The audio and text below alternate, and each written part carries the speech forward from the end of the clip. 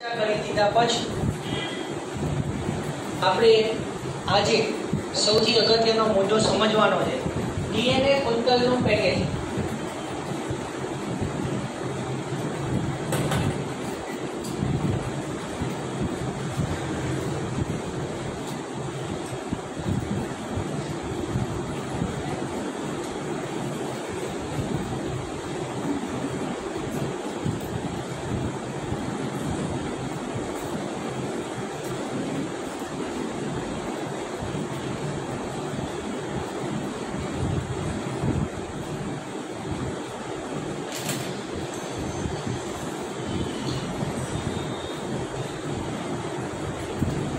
હવે આ પ્રશ્ન આકૃતિ સહિત પૂછ્યો, બરોબર? આના કયા કયા મુદ્દા પહેલા આપણે ડીએનએ કુંતલનું આખું પેકેજિંગ ભણીશું અને છેલ્લે એને યાદ રાખવા માટે હું તમને એક નાનો એવો ચાર્ટ બનાવી દઈશ, એની ઉપરથી તમારે આખું વર્ણન કરવાનું છે, બરોબર? ડીએનએ કુંતલના પેકેજિંગમાં દરેક જણા ટેક્સ્ટ બુક સાથે રાખજો સામે, દરેક જણા કેલ્ક્યુલેટર રાખજો, થોડું એનું કામ છે।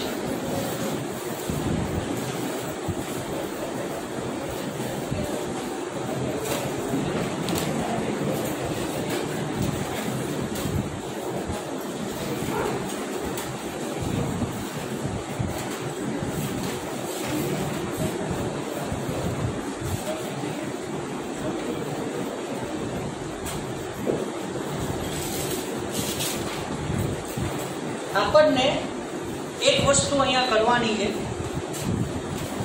આપણે ડીએનએ ની લંબાઈ શોધવાની। આપણને એ ખ્યાલ છે કે બે ક્રમિક, પહેલો જ મુદ્દો, બે ક્રમિક નાઇટ્રોજન બેઝ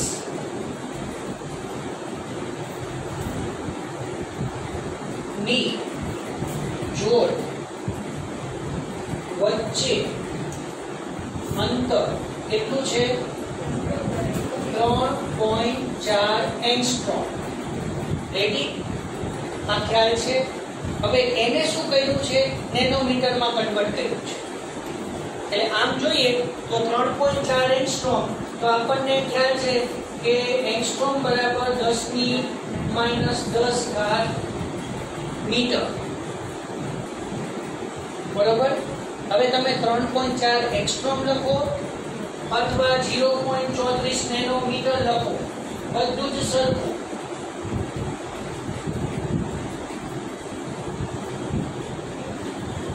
ખ્યાલ આવે? એટલે હવે આને કરવાનું બીજું કઈ નથી, 10⁻⁹ મીટર એટલે નેનોમીટર થઈ ગયું અને એક પોઈન્ટ કાપી નાખવાનો। ક્લિયર? તો બે ન્યુક્લિયોટાઇડ, બે નાઇટ્રોજન બેઝની જોડી વચ્ચેનું અંતર 0.34 નેનોમીટર પ્રતિ બેઝ પેર, એટલે ક્લિયર? બે બેઝ પેર વચ્ચેનું અંતર 0.34 નેનોમીટર અથવા 3.4 એંગસ્ટ્રોમ, એ રીતે, બરોબર? આપણે આગળના લેક્ચરમાં એક એમસીક્યુ એ પણ ભણી ગયા કે માનવના એકકીય કોષમાં 3.3 × 10⁹ બેઝ પેર છે। એક લેક્ચરનું જો જૂનું યાદ આવતું હોય, 5 લેમ્બડા બેક્ટેરિયોફેજ, ઈ કોલાઈ બેક્ટેરિયા। આજે આપણે ઈ કોલાઈ બેક્ટેરિયામાં ત્યાં લખેલું છે કે 4 × 10⁶ બેઝ પેર છે ને, આપણે આજે ગણતરી કરવાના છે, બરોબર? પણ પહેલા આપણે માનવ ડીએનએ ની વાત કરીએ તો માનવના એકકીય કોષમાં 3.3 × 10⁹ બેઝ પેર છે, તો અહીંયા દ્વિકીય પરિસ્થિતિમાં 3.3 નું ડબલ થઈ જાય, 6.6 પડી ખબર, બરોબર? એટલે માનવમાં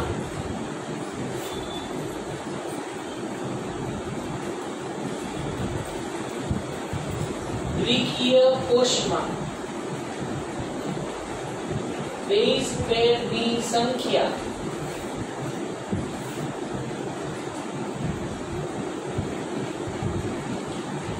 6.6 ગુણ્યા 10⁹ બેઝ પેર અહીંયા લખું છું એના માટે, પણ અહીંયા લખું છું 2 ગુણ્યા 3.3 ગુણ્યા 10⁻⁹ સોરી +9 બેઝ પેર. તો આના બરાબર n કરી દઉં છું. પડી ગઈ ખબર મેં શું લખ્યું? એટલે માનવના એકકીય કોષમાં એક બેઠા જવાબ શુક્રકોષ અને અંડકોષ, પરિપક્વ શુક્રકોષ અને અંડકોષ સિવાયના બધા જ કોષો આપણા શરીરની અંદર દ્વિકીય અવસ્થામાં છે. તમને સીધો ક્વેશ્ચન ન પણ પૂછવો હોય કે એકકીય કોષમાં કેટલા બેઝ પેર છે, તો આપણને તો સીધો જ જવાબ આવડે છે કે 3.3 ગુણ્યા 10⁹ બેઝ પેર છે. પણ એની બદલે ટ્વિસ્ટ પ્રશ્ન એવો પણ પૂછવો હોય તો પૂછી શકે જનન કોષોની અંદર, એમાં કોઈ જ ઉલ્લેખ નથી, પણ આપણે વિચારવું પડે કે જનન કોષ એટલે શુક્રકોષ નરમાં અને અંડકોષ માદામાં. પણ જનન કોષમાં અર્ધીકરણ થઈ ગયા પછી એટલે પહેલું ચેપ્ટર હજી આપણે જે સજીવોમાં પ્રજનન છે એમાં હું બે શબ્દ બહુ જ અગત્યના છે, શબ્દ પકડજો તો જ ખ્યાલ આવશે. અર્ધીકરણ પામતો કોષ અને અર્ધીકરણ પામેલો કોષ, બે શબ્દો વચ્ચે બહુ જ તફાવત. અર્ધીકરણ પામતો કોષ એટલે શું છે? એ ટ્વેન છે, હજી એમાં અર્ધીકરણ ચાલુ છે, પૂરું નથી થયું. અને અર્ધીકરણ પામેલો એવું કહીએ એટલે એનો મતલબ કે એમાં અર્ધીકરણની ઘટના પૂરી થઈ ગઈ છે. ખ્યાલ આવે છે મારી વાત? બરોબર. તો આપણે આગળ જોયું કે માનવના દ્વિકીય કોષમાં 6.6 ગુણ્યા 10⁹ બેઝ પેર છે. તો હવે આપણે ડીએનએ ની લંબાઈ શોધવી છે. તો માનવમાં દ્વિકીય કોષમાં આ કન્ડિશન પહેલી, તેમાં ડીએનએ ની લંબાઈ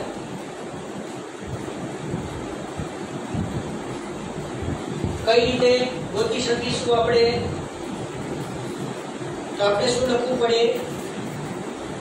6.6 ગુણ્યા 10⁹ બેઝ પેર અને એના ગુણ્યા આ લખવાનું 0.34 ગુણ્યા 10⁻⁹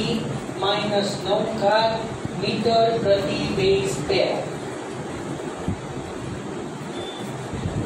પડી ગઈ ખબર શું પેલું? બે ન્યુક્લિયોટાઇડના જોડ વચ્ચે ક્રમિક શબ્દ વાપર્યો છે. જોજો, બે ન્યુક્લિયોટાઇડની જોડ વચ્ચે અને બે ન્યુક્લિયોટાઇડની વચ્ચે લાખ ગાળાનો ફેર. બે નાઇટ્રોજન બેઝની જોડી વચ્ચેનું અંતર, તો એમાં બેની વચ્ચે ઘણા બધા હોઈ શકે, પણ તમે ક્રમિક શબ્દ વાપરો છો, બહુ જ અગત્યનો છે. એનો મતલબ શું કે તમે જે નાઇટ્રોજન બેઝની જોડીને ધ્યાનમાં લો છો એના પછીનો લેવાનો, કાં તો પહેલા, બીજે ક્યાંય નહીં. બરોબર. તો અહીંયા શું થયું? બેઝ પેર કર. ક્લિયર? 10⁻⁹ 10⁹ કર. ક્લિયર? હવે વધ્યું શું? 6.6 ગુણ્યા 0.34 મીટર, એટલે આન્સર આવશે 2.244 મીટર.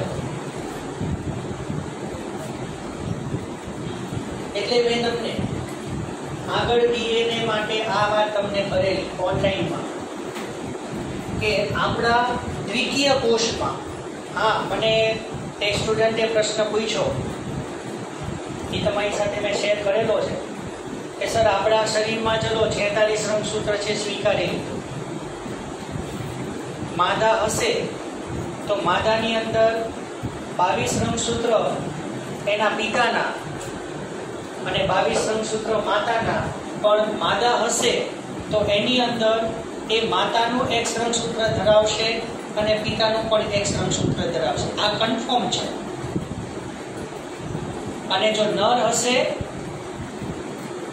તો એ જ રીતે પણ 22 ની વાત, 22 રંગસૂત્ર માતાના, 22 રંગસૂત્ર પિતાના, એટલે 22 જોડ થઈ ગયા. અને 23મી જોડીમાં જે XY છે એમાં X કોની પાસેથી આવ્યું? માતા પાસે, અને Y પિતા પાસેથી. એટલે 5મા ચેપ્ટરની અંદર તમે ભણશો લિંગ નિશ્ચયન માનવમાં. માનવ પ્રજનનમાં હું તમને કહીશ માનવમાં લિંગ નિશ્ચયન. તમે એમ કહો છો કે માનવમાં લિંગ નિશ્ચયન એમાં 50% શક્યતા નર બનવાની, હે ને, અને 50% શક્યતા માદા બનવાની. પણ જો કોઈ સ્ત્રી નર બાળકને જન્મ ન આપે તો એને દોષિત ગણવામાં આવે છે કે તું નર બાળક ઉત્પન્ન નહીં કરી શકે.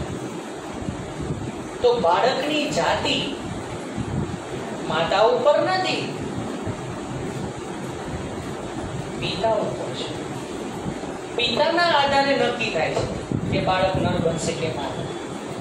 હા, બેઝિક આપણને નીચેનું ખબર છે. આપણે બહુ સરસ ભણતા હતા કે જો માતાનું X પિતાના X સાથે જોડાય તો બનતી સંતતિ માદા હશે. આ વાક્ય આપણે કહેતા હતા. અને જો માતાના X રંગસૂત્ર સાથે પિતાનું Y રંગસૂત્ર જોડાય તો નર બને. પછી કહેતા 50-50%. જોડિયાની વાત નથી કરતો, આ સિંગલની વાત કરું છું. જોડિયામાં 3 પ્રશ્ન છે. અને હમણાં એક સ્ત્રીએ 11 બાળકો જન્માય, એનો નીટમાં પ્રશ્ન છે, આપણી ટાઈમે ડિસ્કસ કરશું. હા, એની તો એની જ ઉપર નજર હોય. કંઈક નવી ઇન્વેન્ટ થઈ હોય બાયોલોજીની અંદર, પ્રશ્ન મૂકી દો. બહુ સિમ્પલ પ્રશ્ન મૂક્યો કે એક સ્ત્રી 11 બાળકોને જન્મ આપ્યો, એમાં 10 માદા છે અને 1 નર છે, ફોર એક્ઝામ્પલ. આગળ એક જ ઇન્ફોર્મેશન ઉમેરવાની છે નીટમાં. શું? એ માદામાં કેટલા અંડકોષો ફલિત થયા હશે? બસ. અત્યાર સુધી આપણે શું વિચારીએ છીએ કે એક અંડકોષ અને એક શુક્રકોષ જોડાઈને ફલિત. કહેવાનો મતલબ અત્યારે આપણે એ બાજુ ફોકસ નથી કરતું. કહેવાનો મતલબ એ છે કે બાળકની જાતિ માનવમાં પિતા નક્કી કરે છે. અને આપણું ઇન્ડિયન કલ્ચર એવું છે કે માતાને મોસ્ટલી દોષિત કરવામાં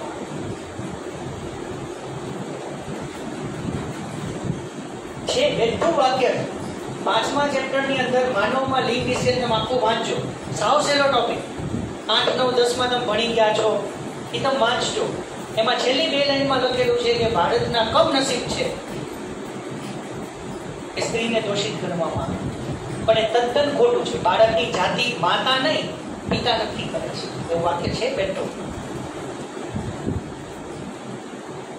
તો આગળના વિડીયો લેક્ચર, ઓનલાઈન લેક્ચરની અંદર આપણે ડિસ્કશન કરી કે આવડું મોટું લાંબુ 2.2 મીટર લાંબુ ડીએનએ અને આપણા એકેય કોષની લંબાઈ માઇક્રોમીટરથી વધારે નથી. અને ત્યારે મેં તમને સોલ્યુશન માટે જવાબ આપ્યો હતો કે માઇક્રોમીટર કદના કોષ કેન્દ્રમાં 2.2 મીટર લાંબુ ડીએનએ અત્યંત ગૂંચળામય રીતે ગોઠવાયેલું છે. ઓલા પ્રશ્નનો જવાબ હજી બાકી છે, કારણ કે આપણે અહીંયાથી બીજે જતા રહીએ. આપણા શરીરની અંદર જેટલા કોષો છે, તમે ચેતાતંત્ર ભણી ગયા ને, આપણા મગજમાં 1 બિલિયન ચેતાકોષો છે, એવું કંઈક ભણ્યા હોય તો યાદ હોય. પુખ્ત માનવમાં રુધિરમાં 4000 થી 11000 શ્વેત કણો છે. 40 લાખ થી 60 લાખ નરમાં રક્તકણો છે. માદામાં 39 લાખ થી 55 લાખ રક્તકણો છે. પણ આપણા રક્તકણોમાં કોષ કેન્દ્ર નથી. શ્વેત કણોમાં કોષ કેન્દ્ર છે, ત્રાકકણોમાં નથી. શરીરની અંદર જેટલા કોષો છે એ બધા જ કોષોની અંદર જ્યાં જ્યાં કોષ કેન્દ્ર છે ત્યાંથી સાંભળજો, દરેક કોષ કેન્દ્રની અંદર 23 જોડ રંગસૂત્ર છે.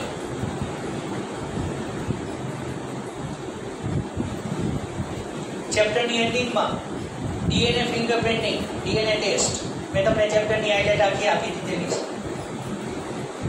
છેલ્લે કોઈ પણ વસ્તુનું સોલ્યુશન ના આવે, ડીએનએ ટેસ્ટ કરાવો. It's a confirm. Yes, English મીડિયમની બુકમાં એક મસ્ત વાક્ય લખ્યું છે. તમારી સાથે એક ઇંગ્લિશ વાક્ય શેર કરું. ખ્યાલ આવે છે? અઘરું નથી. વી કેન ચેન્જ ધી ફિંગરપ્રિન્ટ. આપણા 10 આંગળીઓની ફિંગરપ્રિન્ટ જુદી જુદી છે. હા,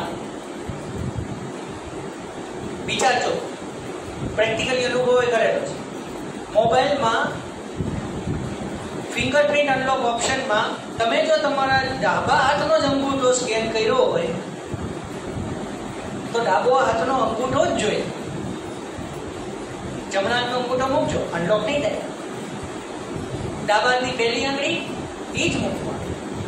10 આંગળીની ફિંગરપ્રિન્ટ જુદી જુદી છે અને કોઈ પણ બે વ્યક્તિની ફિંગરપ્રિન્ટ મેચ નહીં થાય, સેમ નહીં હોય. We can change the fingerprint. Unlock માટે ફેસ સ્કેન મેથડ એ છે મોબાઈલમાં. મોબાઈલ સામે રાખો, ફ્રન્ટ કેમેરો તમારો ફેસ સ્કેન કરે, મોબાઈલ અનલોક. બીજા કોઈ છે સ્કેન કરવું પડે ને. સ્કેન કરો છો તમે, એનો મતલબ કે તમે મોબાઈલને દેખાડો છો કે આનાથી તારે અનલોક થાવ. પછી બીજો કોઈ સામે ફેસ રાખે, અનલોક નહીં થાય. અચ્છા, ક્રિશ મૂવી જોયું હોય તો ફ્યુચર કમ્પ્યુટર હાર્ટ સ્કેન અને રેટિના સ્કેન થી અનલોક થાય. યસ, અત્યારના અમુક લોકર જે છે, અમુક લોકર જેમાં તમે પ્રોપર્ટીના કાગળ કે સોનાના ચાંદીના દાગીના પૈસા બધું લોકરમાં, ત્યાં પણ આઈ સ્કેન છે. તમારે ત્યાં અંદર જોવાનું, એટલે સ્કેનર તમારી આઈની રેટિના એટલે કે નેત્ર પટલને સ્કેન કરે તો જ એ લોક ખુલે. So we can change the fingerprint, we can change the retina, we can change the heart, but we can not change the DNA fingerprint at all. શું કામ? કારણ કે આપણા બધાનું સર્જન એક કોષી રચનામાંથી થયું. કોણ? ફલિતાંડ. આપણા દરેકનું સર્જન એક કોષી રચના ફલિતાંડમાંથી થયું. અને ફલિતાંડ બનતી વખતે આપણા જનીનો ઉપર લખાણ લખાઈ ગયું કે આમાંથી આ સજીવ આ જાતિનો આવા લક્ષણ વાળો બનશે, ફિક્સ્ડ. અને આપણે એને ચેન્જ નથી કરી શકતા, એટલે ફલિતાંડ બની ગયા પછી, શરીરનું નિર્માણ થયા પછી આ જનીનિક રોગોને મટાડી શકાય. જનીનિક, બહુ ધ્યાનથી વિચારીને બોલું છો, જનીનિક રોગોને મટાડી શકાય. પણ શરીરમાં જેટલા અસરકારક જનીનો જ્યાં જ્યાં છે બધા કોષમાં એ જનીનોને રિપેર કરવા પડે તો પોસિબલ છે. પણ ગર્ભીય કોષ જે હોય, ગર્ભીય કોષ હોય, આપણને ખબર હોય કે કોઈ ગર્ભની અંદર જનીની ખામી છે તો એની અંદર શરૂઆતમાં જ કોષ વિભાજન તો શરૂઆતમાં ધીમું હોય. કાલ આપણે 3 મિનિટ પહેલા 3 મિનિટ પછીની વાત યાદ કરો. એટલે શરૂઆતમાં ગર્ભની વૃદ્ધિ બહુ ધીમી હોય, એના જ કારણે શરૂઆતના 3 મહિનાની અંદર એબોર્શન થવાના ચાન્સીસ વધારે રહે છે. એનું રીઝન આ છે.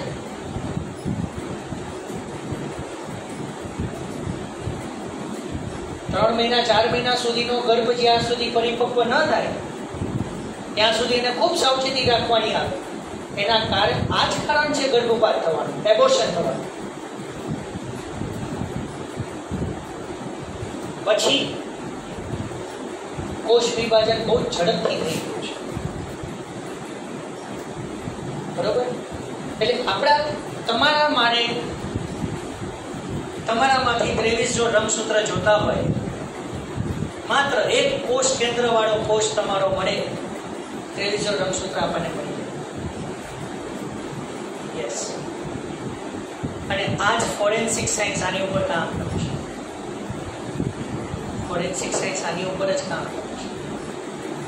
એટલે કોઈ બી જગ્યાએ કોઈ પણ પ્રકારનો ક્રાઇમ થયો હોય, ગુનો થયો હોય, ત્યાં જે ફોરેન્સિક સાયન્સના એક્સપર્ટ ફિંગરપ્રિન્ટ CID-માં જોતા હશે, ફિંગરપ્રિન્ટ, ઇવન લિપ પ્રિન્ટ, હોઠની પ્રિન્ટ પણ. યસ, CID-માં જે ફોરેન્સિક સાયન્સની અંદર જે વર્ક કરે છે, they are very smart.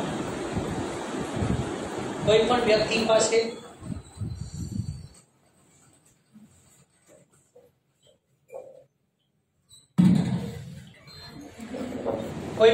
પાસેથી કોષ કઈ રીતે લેવો, એની પાસે કોઈ પણ પ્રકારની ટ્રીક છે, ઘણી બધી ટ્રીક છે. ગુનેગાર ગમે તેટલું છટકવાની ટ્રાય કરે પણ એની પ્રિન્ટ મળી અને પછી છેલ્લે ફાઇનલી ડિસિઝન જ આવે કે આ ગુનેગાર છે. હા, એ કઈ રીતે કરે છે એ હું તમને સમજાવીશ. એને ફિંગરપ્રિન્ટિંગ બહુ મજા આવશે. તો કહેવાનો મતલબ 2.244 મીટર લાંબુ DNA આવી રીતે આપણા માઇક્રોમીટર કદના કોષ કેન્દ્રની અંદર અત્યંત ગૂંચળામય રીતે ગોઠવાયેલું છે. એટલે એ એક પેરેગ્રાફની ડિસ્કશન કરેલી છે. હવે પછીનું એ નેક્સ્ટ વાક્ય છે ઈ કોલાઈમાં. આ યાદ રાખવાનું છે. ઈ કોલાઈમાં DNA ની લંબાઈ 1.36 મિલીમીટર છે. તો ચલો એની અંદર નાઇટ્રોજન બેઝની સંખ્યા આપણે ગોતીએ. બરોબર? શું વાક્ય આવ્યું? ઈ કોલાઈમાં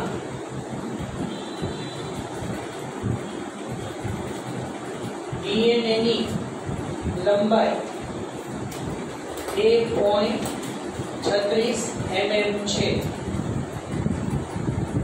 પછી પ્રશ્ન પૂછ્યો છે, હું નથી લખતો છે ને, શોધી. કઈ રીતે શોધશું?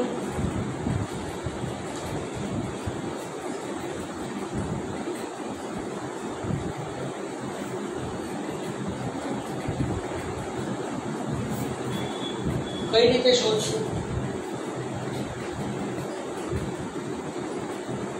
આપણા ઉપરથી કોઈ હિન્ટ મળે? આપણા ઉપરથી આમાંથી કોઈ હિન્ટ મળે? ગોતી શકાય? કઈ રીતે? આપણે એવું કરીએ, લંબાઈ અને બેઝ પેરની સંખ્યા આ શોધવું છે. બરોબર? તો આપણે એવું કરીએ, એકમ સહિત 2.244 મીટર, ત્યારે એની અંદર કેટલા છે? 6.6 ગુણ્યા 10 ની 9 ઘાત.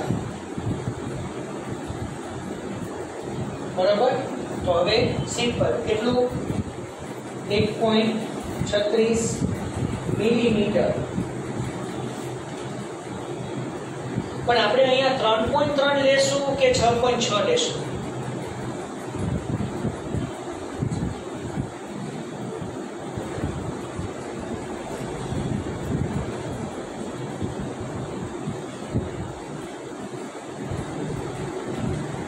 આપણે તો દ્વિતીય પરિસ્થિતિ થઈ ને, જોજો ગણતરી કરો જોઈએ. 1.36 મિલીમીટર. હવે એને તમારે મીટરમાં કન્વર્ટ કરવું પડશે. એટલે 1.36 mm ગુણ્યા 6.6 ગુણ્યા 10 ની 9 ઘાત બેઝ પેર પ્રતિ મીટર અને 6.6 છેદમાં 2.244 એટલે 1.36 ગુણ્યા 10 ની શું કરું -3 ને મીટરમાં મીલી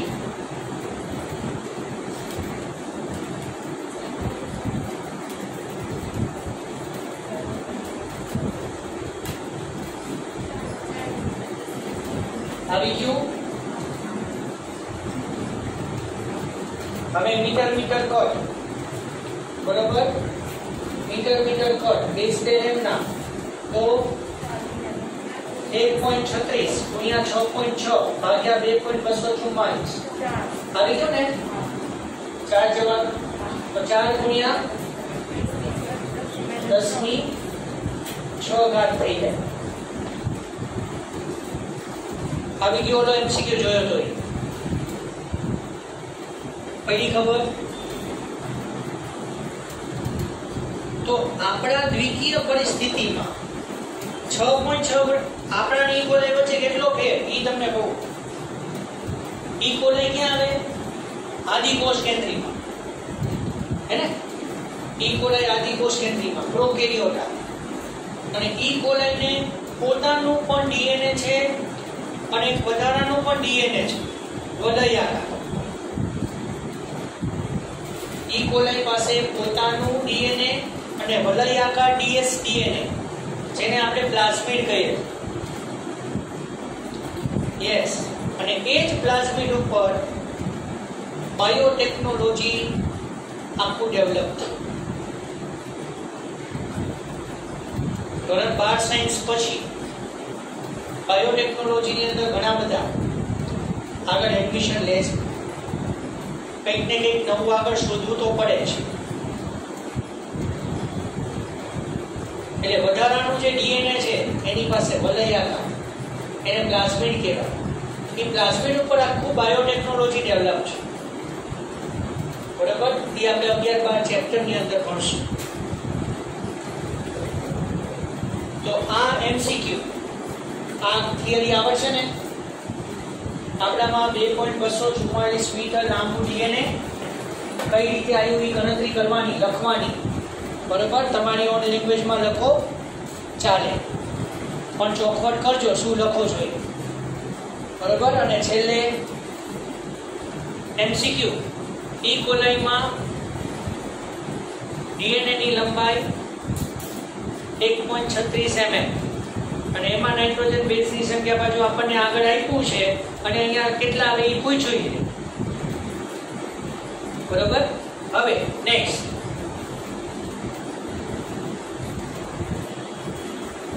આમાં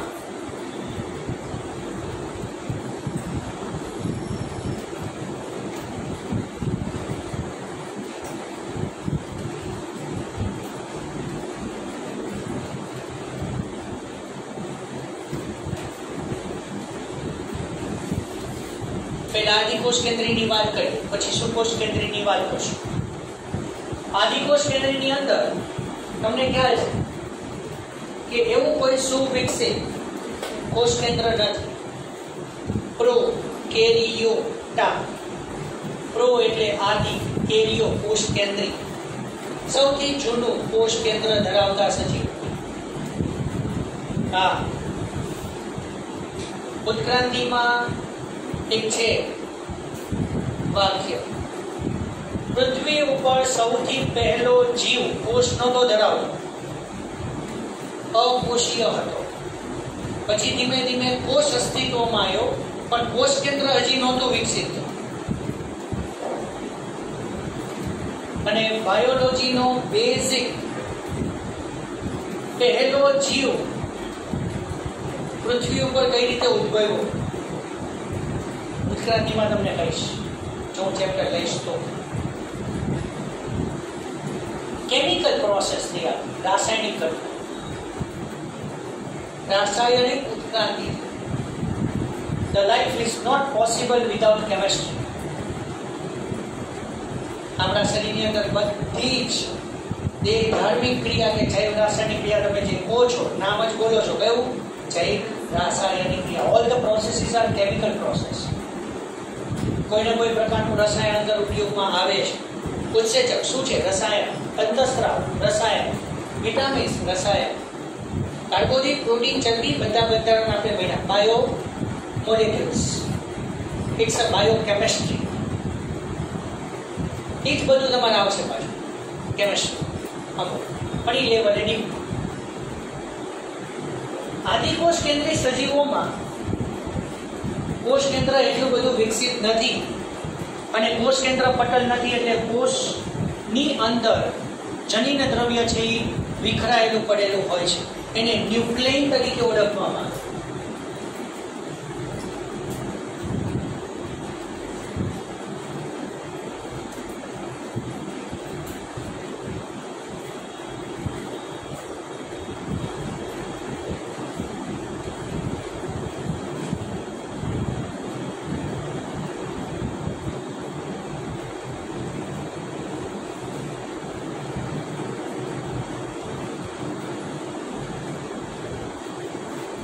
બસ આમાં એક જ વાક્ય છે, બીજું કોઈ અગત્યનું વાક્ય નથી. બરોબર?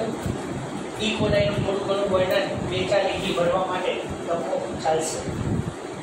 હવે મેઇન મુદ્દો આપણે સુકોષ કેન્દ્રીયનો સમજવો છે. સુકોષ કેન્દ્રી સજીવોની અંદર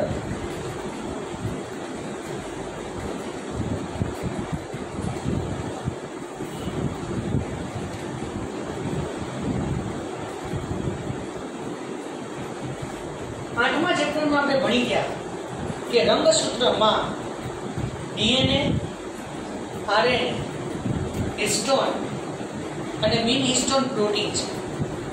એટલે આપણે અત્યારે હિસ્ટોન બિન હિસ્ટોન પ્રોટીનથી રંગસૂત્ર કઈ રીતે બને એ બાબતે જઈ રહ્યા છે. પહેલો મુદ્દો આપણે એ જોયો કે ડીએનએ કઈ રીતે બન્યું, કેવું હોય, એ બધી ડિસ્કશન કરી. હવે ડીએનએ માંથી રંગસૂત્ર તરફ આપણે જઈ રહ્યા છીએ. એટલે સુકોષ કેન્દ્રીમાં કોષ કેન્દ્ર પટલ તો સુવિકસિત છે જ, અને કોષ કેન્દ્ર દરેક જનીન દ્રવ્યના ઘટકોને સુવ્યવસ્થિત ગોઠવણીમાં સાચવી રાખે છે. બરાબર?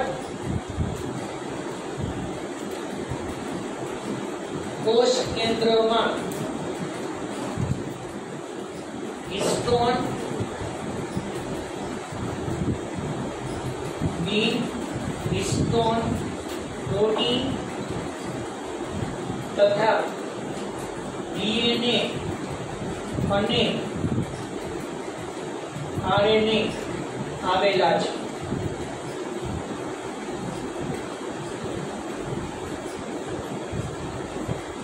બરોબર? હવે સૌથી અગત્યનો મેઇન પોઈન્ટ, આપણે માનવની અંદર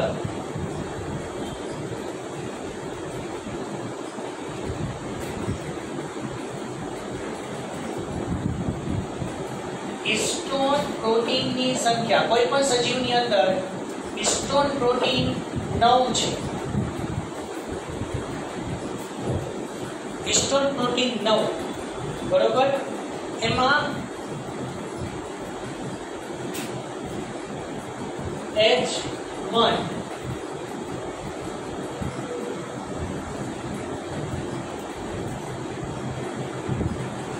H2A ના બે અણુ, H2B ના બે અણુ, H3 ના બે અણુ અને H4 ના બે અણુ ટેક્સ્ટબુકમાં નથી. H શબ્દ હિસ્ટોન ઉપરથી આવ્યો. હિસ્ટોન પ્રોટીન 1, હિસ્ટોન પ્રોટીન માટે H 1 2 3 4. બરોબર? H1 protein. પછી H2 માં બે પેટા પ્રકાર, H2A અને H2B. આ બંનેના બબ્બે અણુ, અને H3 અને H4 એના પણ બે અણુ. તો આને આપણે H1 ને સાઈડમાં રાખીએ ઘડી, H1 ને ઘડી સાઈડમાં રાખીએ. બરોબર? અને આ જે 8 હિસ્ટોન પ્રોટીન છે, 8 અણુઓ ભેગા થઈ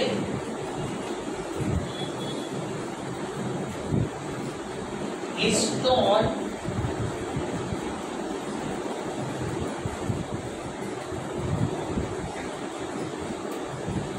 ઓક્ટામર બનાવો. એટલે તમને ટેક્સ્ટબુક ની અંદર સરસ મજાનો એક ગોળો દોરીને બતાવ્યો છે.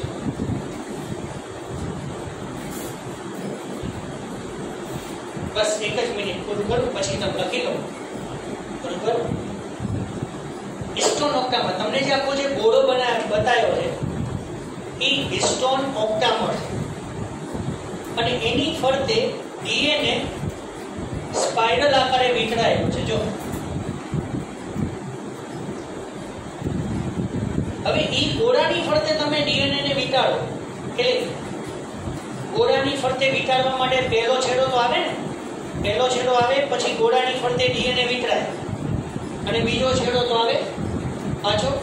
એટલે બે છેડાને બરોબર રીતે જાળવી રાખતું H1 હિસ્ટોન પ્રોટીન છે. એટલે ત્યાં જો ઊભી પટ્ટી બતાવી છે એ H1 પ્રોટીન. એટલે ટોટલ હિસ્ટોન પ્રોટીનની સંખ્યા 9 થાય. પટ્ટી અને ગોળો બંને ખ્યાલ આવે છે મારી વાત? ગોળો જે છે એની અંદર 8 અણુઓ છે બરોબર અને આગળ પાછળ ગોઠવાયેલા છે. તમે એ ગોળો જે લ્યો એની અંદર 4 અણુઓ દોરો. ઇમેજિન કરો 4 અણુઓ, એક H2A, H2B, H3 અને H4. એક્ઝેક્ટ એની પાછળ પણ બીજા જે તે અણુઓ ગોઠવાયેલા છે. એટલે દેખાય આપણને એક જ હે ને, બે વ્યક્તિ એક જ સાઈઝના એક જ સરખા દેખાવના આગળ પાછળ ઉભા હોય લાગે એક જ પણ હોય બે. તો એવી રીતે હિસ્ટોન ઓક્ટામર અને ફરતે જે ડીએનએ નું આખું કુંતલ છે નીચે વાક્ય લખ્યું છે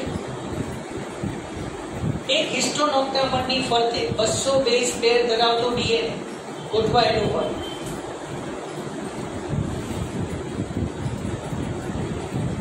અને એ જે રચના તમે આખી જોવો છો હિસ્ટોન ઓક્ટામરની ફરતે જે ડીએનએ વિખરાયેલું છે 200 બેઝ પેર વાળું, એ આખી સંયુક્ત રચનાને ન્યુક્લિયોઝોમ તરીકે ઓળખવામાં આવે. બરોબર, ન્યુક્લિયોઝોમ. તો અહીંયા ન્યુક્લિયોઝોમ પાસે આપણે ડિસ્ક્રિપ્શન અટકાવીએ, બાકીની વાત નેક્સ્ટ લેક્ચરમાં કરશું. બરોબર, લખી લો.